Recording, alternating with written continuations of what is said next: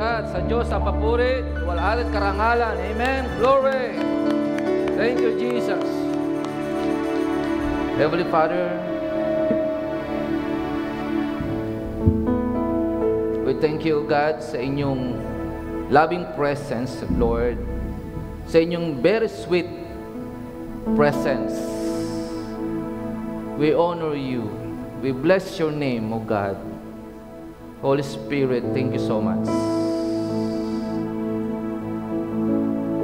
And thank you, Lord, sa lahat ng narito, Panginoon. Nauhaw sa inyo, sabik sa inyong presensya, maging sa lahat ng mga nakakonect sa online. Ano man po ang kailang inaasahan sa inyo, ay inyo na pong kinatagpo, Panginoon, at hinigitan pa. Salamat po sapagkat nauna ka na. Nauna ka na, Panginoon, sa pagtitipon na ito.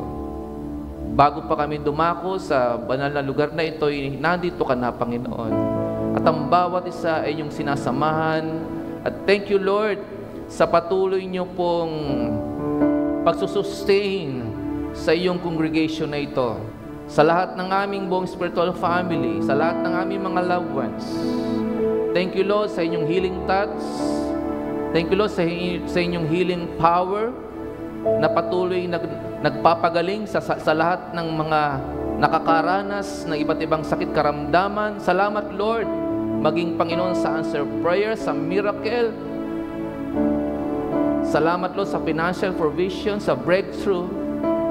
Thank you, Abba Father, sa inyong generosity.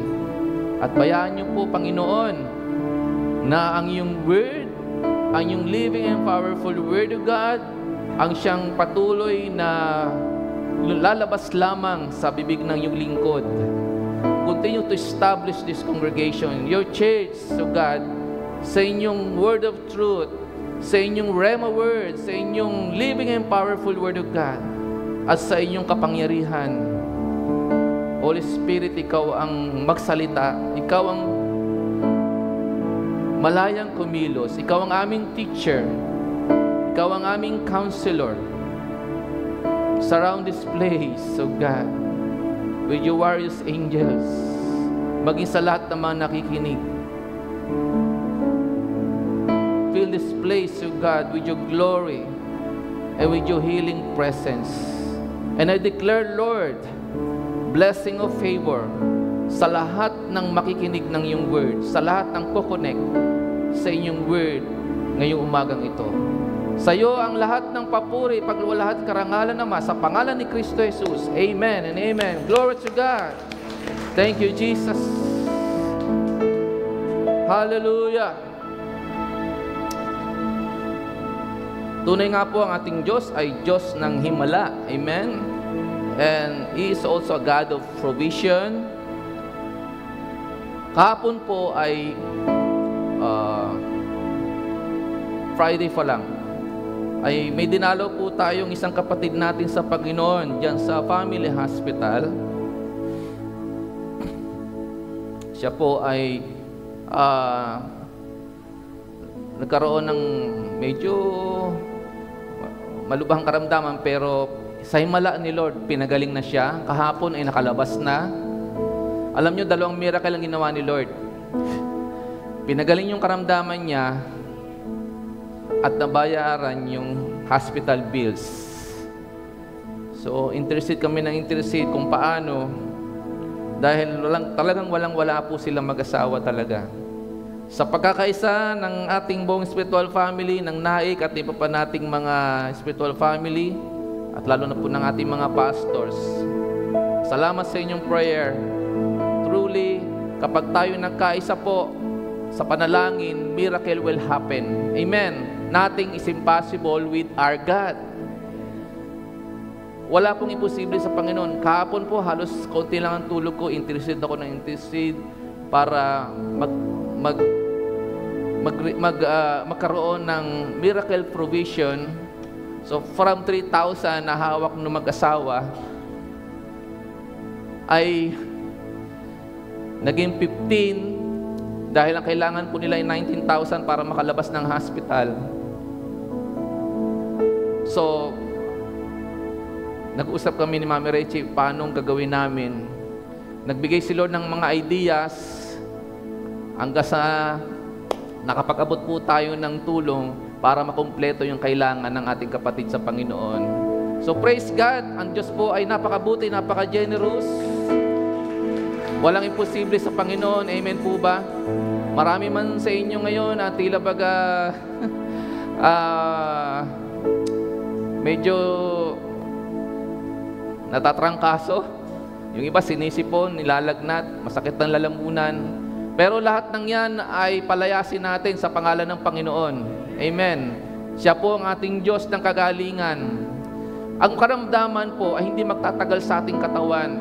Pastor Mabini, 3 araw na nagkapagpahinga. Sa iba nga, na walang Diyos, walang faith kay Lord, maabot pa ng 1 linggo, 2 linggo.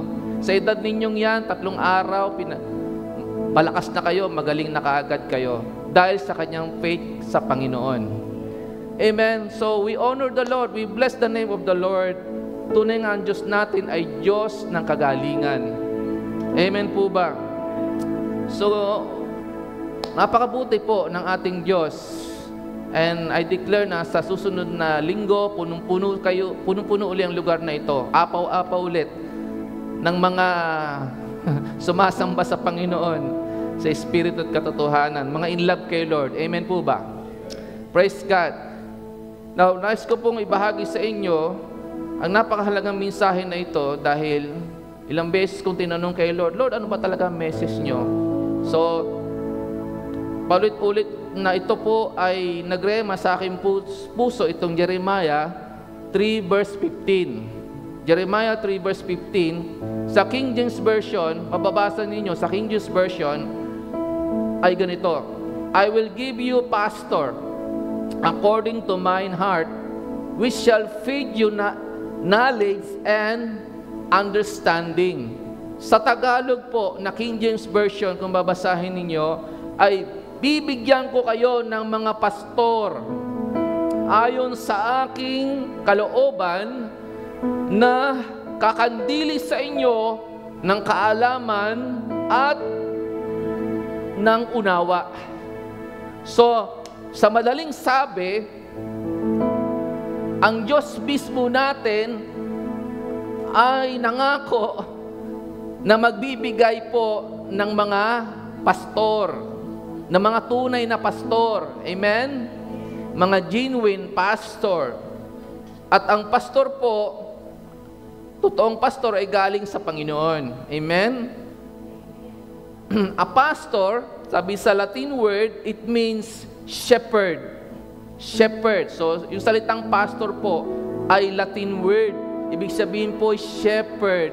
Nagpapastol sa Tagalog. In Greek word, poimen. Meaning, shepherd in relation to shepherding people or church ni Lord or congregation ng ating Panginoong Hesus. Amen po ba? in Hebrew word o in Greek word, poimen. Poimen meaning shepherd, okay?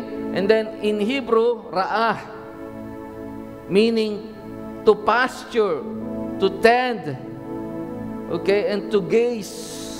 So, yung tungkulin ng pastor po, yung function po ng pastor ay mangalaga, magpakain, amen, ng mga tupa ng Panginoong Hesus. Sino po yung mga tupa ng Panginoong Hesus dito?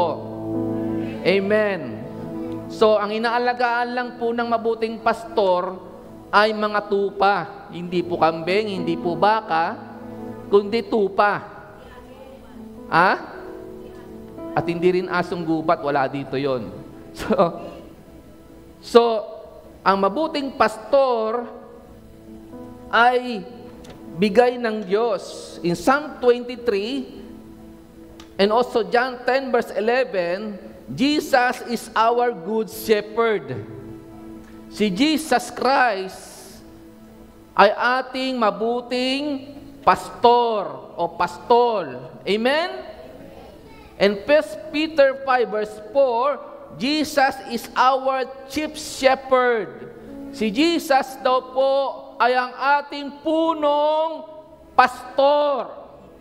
Kung may punong pastor, merong mga nasa ilalim ng ating punong pastor. Yung mga pastor na binigay ng Panginoong Hesus para sa kanyang church.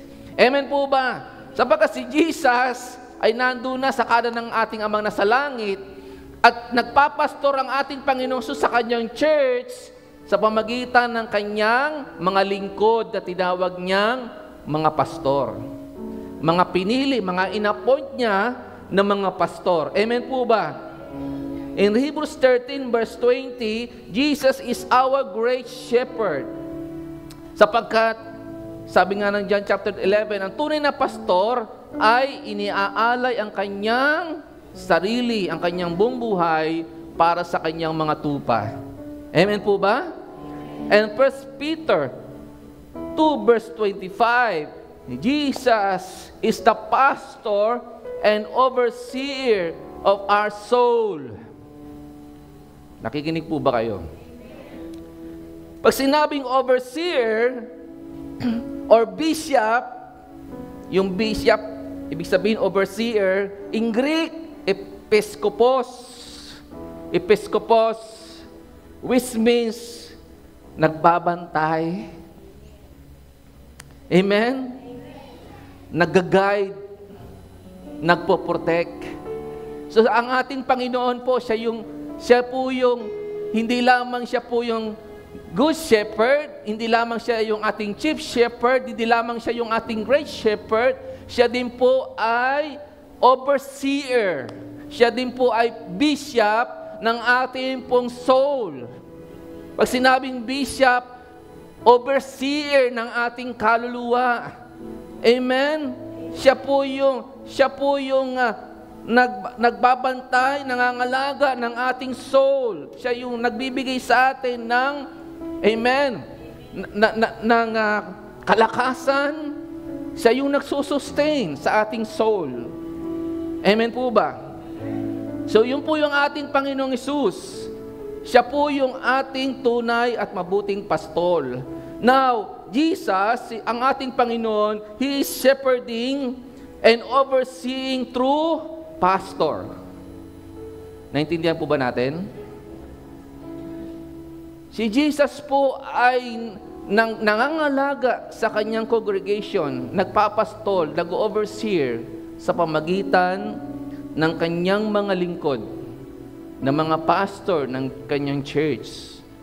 Ang CSF Church ay kay Lord. At si Lord ang nagpapastor sa CSF Church. Kasangkapan lamang po yung mga pastor na nandito.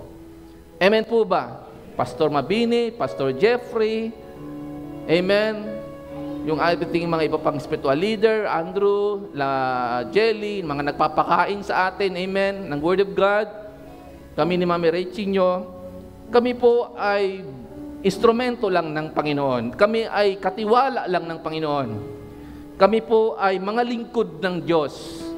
Amen? Hindi po sa amin ng church, pero kami po ay, hallelujah, instrumento ni Lord. Amen? Nagpapastor si Jesus sa pamagitan ng kanyang mga lingkod. Kaya, kung pinakikinggan nyo kami, sinusunod nyo kami, sinusunod nyo si Lord. Amen? Amen po ba? Kung kami naman ay sinusuway nyo, binibigyan nyo ng pighati, sama ng loob, ganun din si Jesus. Kasi nga, si Jesus nagsi-shepherding sa kanyang church. Amen po ba? Nagli-lead, nag-guide, nag-overseer. Kapag hindi natin sinunod yung mga pastor, yung mga lingkod ng Diyos, parang hindi mo na rin sinunod si Lord. Matigas ang ulo mo, pinayuhan ka na ng pastor mo, wag yan ang maging boyfriend mo, sige pa rin ikaw. O, hanggang sa at the end of the day, ikaw yung nasaktan, ikaw yung nabigo. Kasi hindi ka nakinig sa payo ng pastor mo, pastora mo. O hindi dapat yan ng boyfriend mo. Pero mapilit ka, pinipilit mo yung gusto mo, hindi naman siya ang will ni Lord, sige ka pa rin. Ang dami mo nasaktan. Pastor mo, nasaktan mo. Magulang niya, nasaktan mo. Ganon din ang puso ni Lord. Amen po ba? o hindi naman dapat trabaho mo na ibinibigay sa iyo, Lord. Pero papilit ka, yun ang gusto mong trabaho. Pero doon sa trabaho mo na yan, hindi mo nabibigyan ng time si Lord. Naging Diyos-Diyosan na yung trabaho, naging Diyos-Diyosan na yung pera. Hanggang sa na-disconnect ka na sa presensya ni Lord. Hanggang sa namatay na yung alam mo, yung pag-ibig mo sa Panginoon. Why? Kasi nga, pinili mo yung gusto mo, hindi ka nakinig sa pastor mo. Amen? Sa spiritual mong magulang. So, nabigyan mo ng pighati ang puso ng ating pastor. Si Jesus, ang ating chief shepherd. Nakikinig po ba kayo? So, ang ating pong mga pastor, tandaan po natin, ay galing sa puso ng Diyos. In Acts 20:28, ganito po ang tagubilin ng Panginoon sa mga lingkod niya. Take care and be on guard for yourselves and the whole flock over which the Holy Spirit has appointed you bishops and guardians to shepherd. To shepherd, ibig sabihin, mangalaga, magpakain, mag-guide ng church ni Lord. Amen? Or God which obtained for Himself na siyang tinubos ng kanyang mahal na dugo. Kaya nga po, ang aming responsibility, alagaan po kayo dahil nga ho, kayo ay very precious kay Lord. Dahil kayo po mga tupa ni Lord, kayong church, congregation, ay tinubos ng mahal na dugo ni Jesus. Ganun po kayo kahalaga sa Kanya. Amen po ba? At dahil mahalaga kayo kay Lord, binigyan kayo ng mga pastor. Amen po ba? Kasi nga nandun na siya sa kanan ng Ama na sa langit.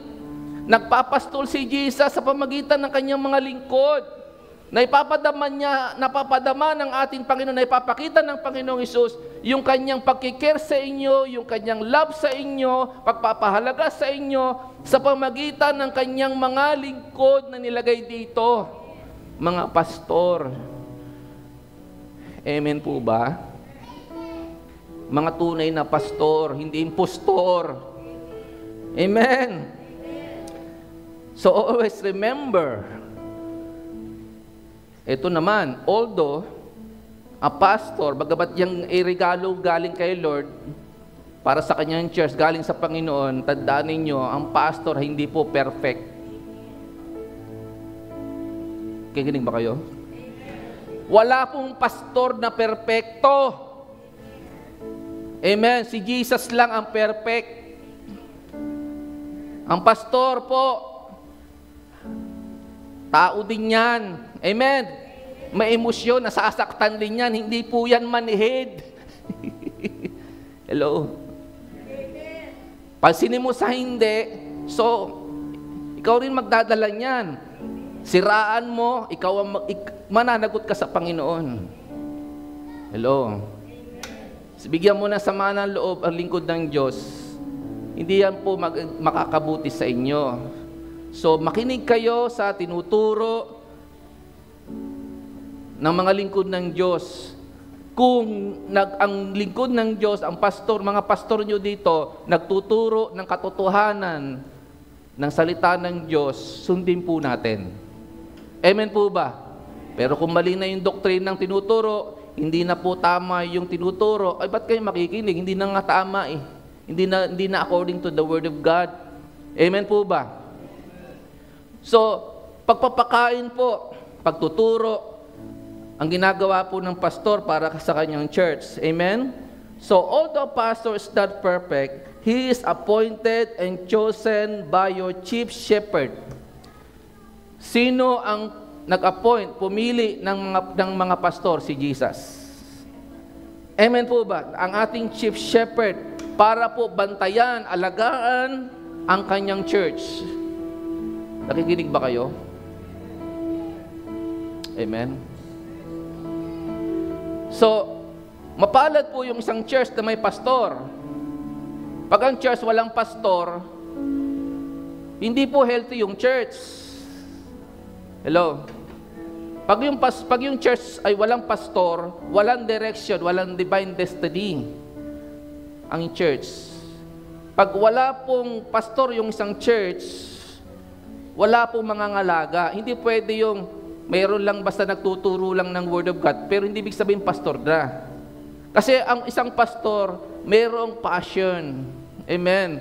Andun yung love, andun yung kanyang pagkikare sa mga tupa ni Lord. Amen. Yung pastor, lagi nasa isip niya, i-bless ang congregation ni Lord. Kaya nga kami po, sa totoo lang ho, hindi nyo nalalaman, araw-araw po, laman kayo ng aming prayer. Hindi sa iyo ng trabaho po namin, kundi po, lifestyle na po namin po yun. Buhay na po namin yan, na hindi lang po kami magturo, mangaral, magpakain sa inyo ng salita ng Diyos, kundi kayo din po ay aming maipanalangin everyday. Amen. Na kayo ay i-bless, na kayo ay ipuin ni Lord sa inyong kalusugan, pagalingin kayo sa sino may sakit at karamdaman. Panginoon, I rebuke every sickness and diseases sa inyong church, sa inyong mga lingkod, and I declare healing upon healing. Every day po yan. Lord, I declare financial breakthrough. Amen. Financial increase. Makalaya po yung mga may utang. Amen. Lord, hindi po namin sila nakikita lahat.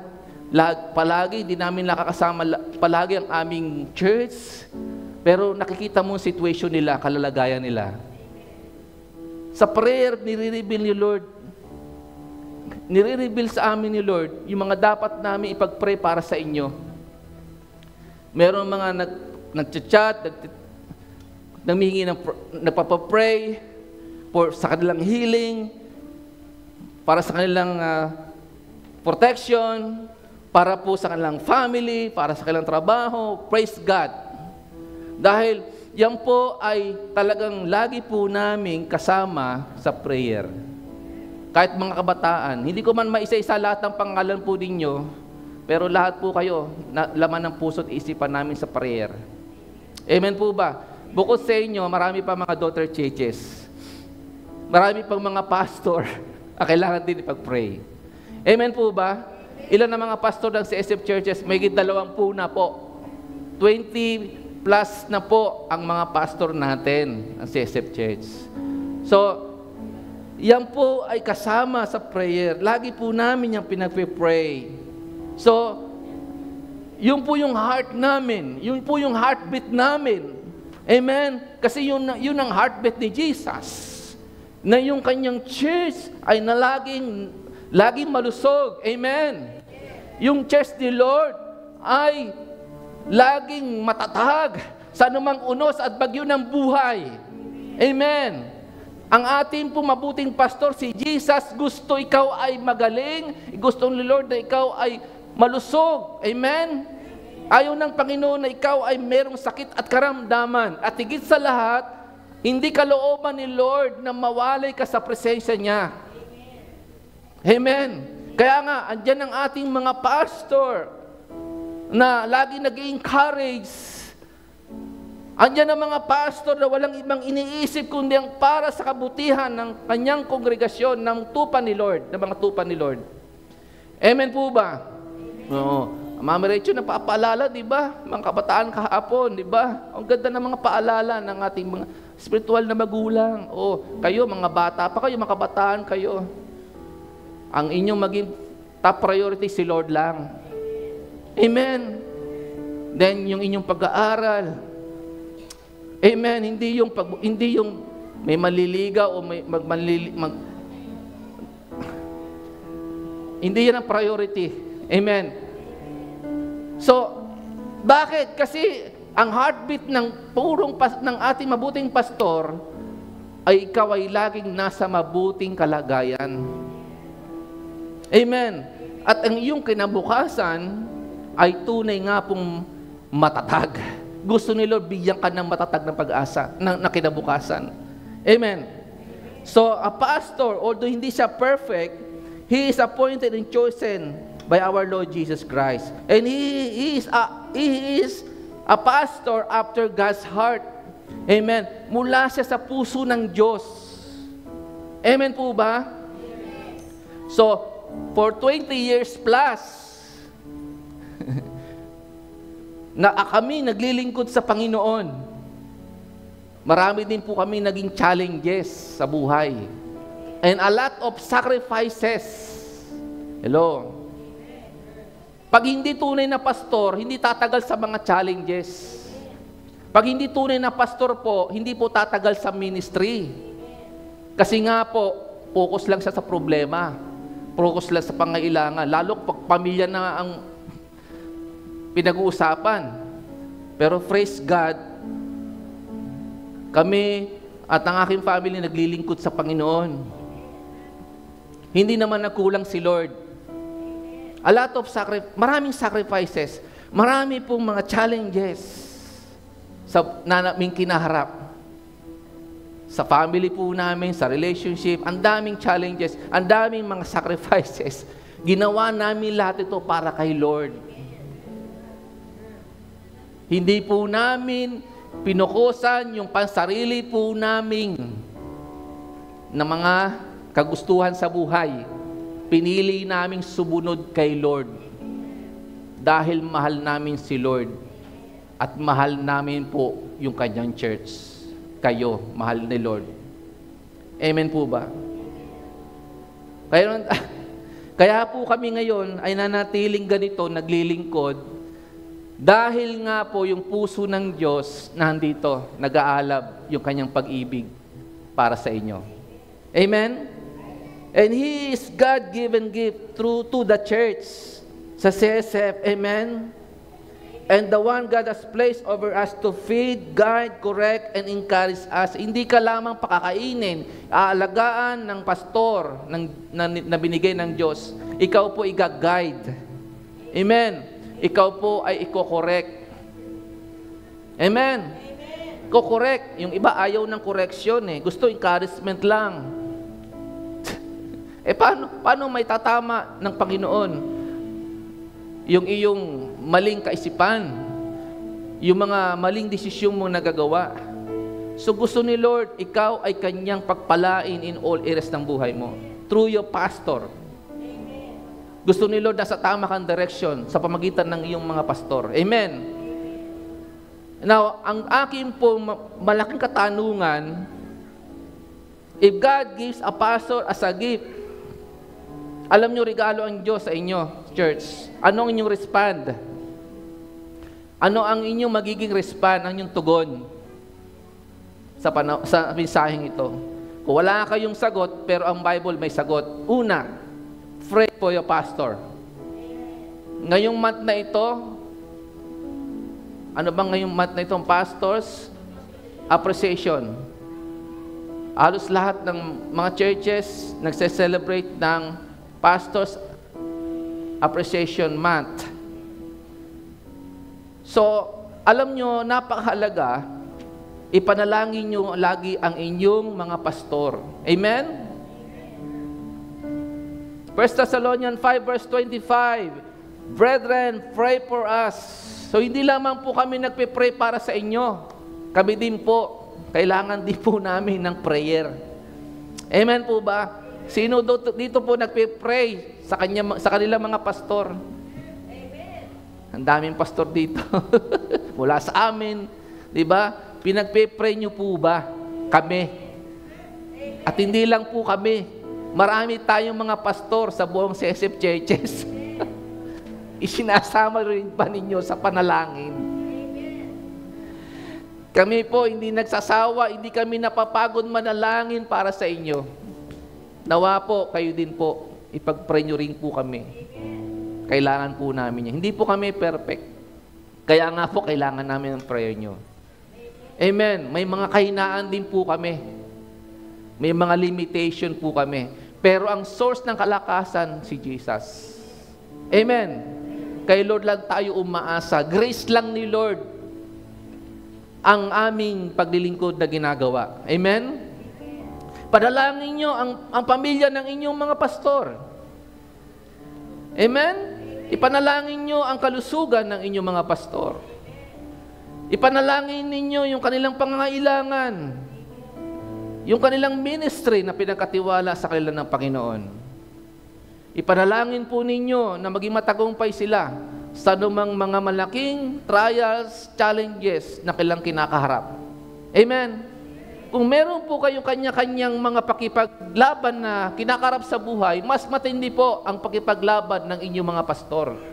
Nakikinig ba kayo?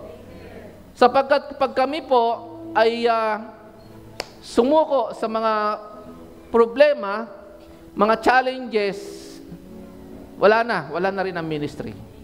But praise God! Yung tumawag sa amin, pumili po sa amin, naglagay sa amin sa ministry ito, hindi kailanman magkukulang sa amin ng pagsusustain, pagbibigay sa amin ng kalakasan, ng kanyang grace.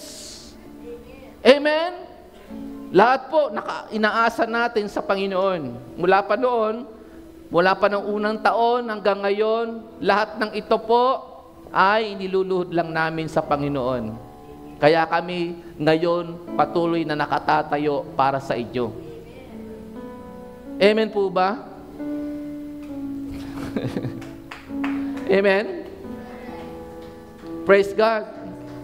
Kung gusto nyo po, humaba po ang buhay namin, ipanalangin nyo po, maging malusog din po kami. Lagi po kami maging malusog. Tayo nyo, Mami Richie nyo, lusog-lusog. Hello? Pinagpe-pray nyo ba kami? Lord, bigyan nyo lagi sila ng kalusugan, kagalingan. Panginoon, mahal namin po aming mga pastor.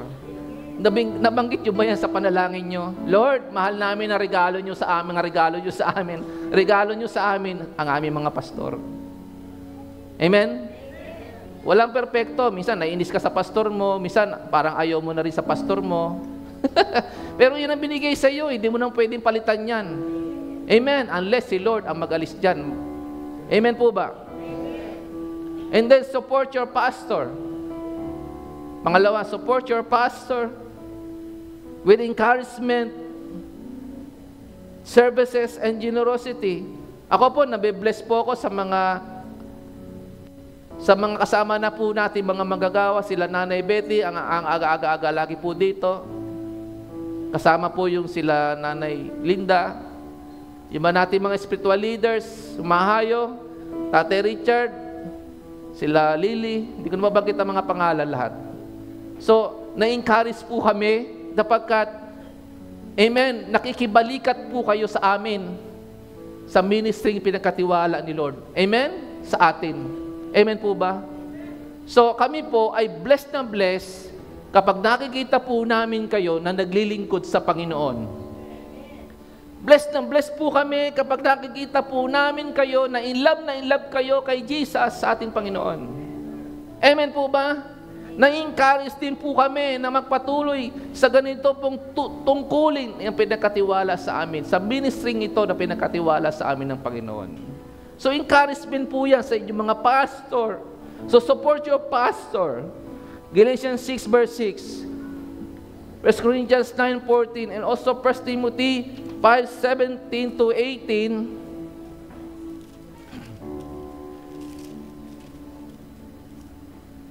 Ang matatandang pinuno ng iglesia na mahusay ay karapat-dapat tumanggap ng paggalang at kabayaran, lalo na sa mga masigasig sa pangaral at pagtuturo ng salita po ng Diyos. So, itinuturo po sa atin ang salita ng Panginoon na responsibilidad naman po ng church na suportahan yung kanilang pastor, yung mga lingkod ng Diyos na nilagay niya para sa kanyang church. Kami po, kailanman hindi po kami dadaing sa inyo. Hindi po kami magsasabi sa inyo na kailangan namin ng tulong nyo. Pero, andyan ang Panginoon na magpo-provide. Amen po ba? Bas gusto namin kami pa nga po yung nakakatulong. Pero kung mahal mo ang lingkod ng Diyos, andyan yung pakikiramay natin. Andyan yung support na dapat natin sa mga pastor. Amen? And third, submit and obey your pastor. Submit and obey your pastor. Pasakop kayo, sabi sa Hebrews 13, verse 17, pasakop kayo at sumunod sa mga namamahala sa inyo sa gawain ito. Kung sila'y susundin ninyo, magagalak sila sa pagtupad ng kanilang tungkulin. So, aming kaligayahan ng mga pastor ninyo na kayo'y sumusunod kay Lord. Amen? Kung paano kami sumusunod, ganun din po kayo, masunurin kayo sa Panginoon, yan po ay magiging kagalakan po namin. Amen? At sabi pa, sila'y mamimigati, kung hindi natin sila susundin, sila'y mamimigati at hindi ito makakabuti sa inyo. Nakikinig ba kayo? Yun po yung sinasabi ko po, kapag kami po ay namighati, ang puso ng ating punong pastor na si Jesus ay namimigati din po. Amen po ba? Sabi ko nga sa inyo, ang Panginoong Hesus ay nagpapastor sa kanyang church sa pamagitan ng kanyang mga lingkod na nilagay. Kapag namighati po sila, dahil hindi po sumusunod yung church, mamimigati din po ang puso ng Lord. Amen po ba? At sabi, hindi yan makakabuti sa inyo. Kahit anong tawag mo sa Lord, pray ka ng pray, Lord, bless mo ako. Pero hindi ka masunurin sa Panginoon. Nilalapastangan mo yung pastor mo ng kahit harapan man, patalikod, andyan yung paglalapastangan mo sa inyong pastor, tandaan mo, nakikita yan ng Panginoon. At sabi, hindi yan makakabuti sa inyo. Amen.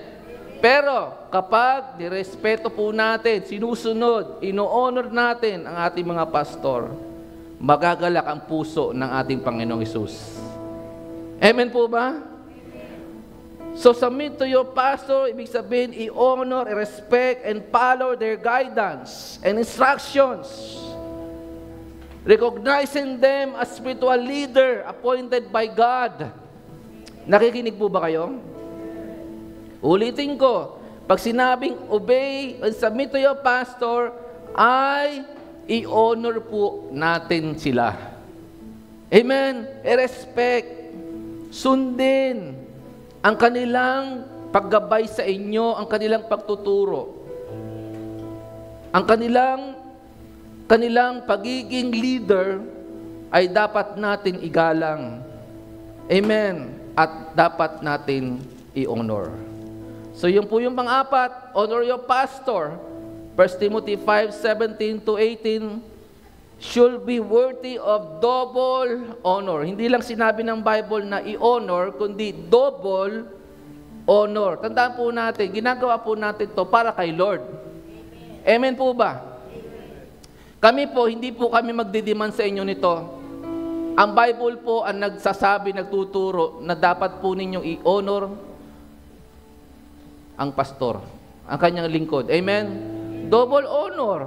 Sundin. Sino po nagtuturo? Kami ba? Ang Bible po. Hindi po kami. Amen? Ang salita po ng Diyos, nasa sa inyo na lang po yan kung susundin nyo o hindi. Pero ini-encourage ko po kayo, sundin nyo ang salita po ng Diyos. Sapagkat yan ay para sa ikabubuti po ninyo. Amen po ba? Sapagkat lahat ng yan, gagawin nyo para kay Jesus. Amen po ba? Kung ano ang inyong tinanim sa amin mga pastor, yan po ay aanihin po ninyo.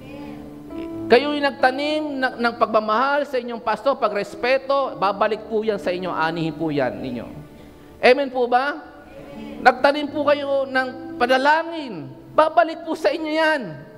Yung magandang resulta ng panalangin, hallelujah, may miracle lagi na maranasan ka sa buhay. Sapagkat ganun ka, nagmamahal, sumusuporta sa lingkod ng Diyos, sa bigay sa iyo ng Panginoon na regalo niya para sa iyo, walang iba kundi ang mga pastor. Amen po ba? So, should be worthy of double honor, especially those who work hard and both preaching and teaching. Yung ginagawa namin, pagtuturo sa inyo, pangangaral po ng salita ng Diyos, yan po ay paglilingkod namin yan sa inyo. Amen? Yan po ay ginagawa namin nang wala pong kabayaran o kapalit. Amen? Ginagawa namin to dahil mahal namin si Lord. at mahal namin po kayo. Amen. Kung ang isang pastor, walang passion sa relasyon sa Diyos, hindi umiibig kay Jesus, hindi po tatagal yung pastor na yon. Pero dahil in love kay Lord, in love sa church, sa congregation, yan po ang tunay na pastor. Tatagal po yan. Yan po ang tunay na regalo ng Panginoon. Amen po ba? Show them great respect and wholeheartedly love. Ang sabi? And wholeheartedly love. 1 Thessalonians 5 verse 12 up to 13. Sino po nagsusuro? Ang salita po ng Diyos. Ang sabi, show them great respect. Hindi lang basta respect, kundi great respect. And wholeheartedly love. Mahal nyo ba ang mga pastor natin? Salamat sa dalawang nagmamahal. Dito sa church, hindi kailangan po mamili kayo ng mga pastor. Lahat po dapat pahalagahan po natin. Amen po ba? O, sino ba preaching sa isang linggo? Si pastor ganito, hindi muna ako a-attend, online muna ako. Sino pastor sa susunod na magpipreach? Si daddy. A-attend ako. O si mami, a-attend ako. Hindi ganon. Lahat ng pastor po dito, bigay sa inyo ni Lord. Kami po'y kasangkapan lang. Amen? Na kapag hindi po ninyo gusto yung preacher na pastor ninyo, hindi na kayo dadalo, mag-online kayo. Hindi po ganon. Kami po'y vessel lang ng Panginoon. Amen po ba? So, lahat po ng mga pastor, ng mga totoong lingkod ng Diyos, ang sabi dapat i-respect, i-honor, ipag-pray, at ano sabi? Number 5, huling-huli ko po sasabihin sa inyo, bless your pastor. Bless your pastor according to Matthew 10 verse 42.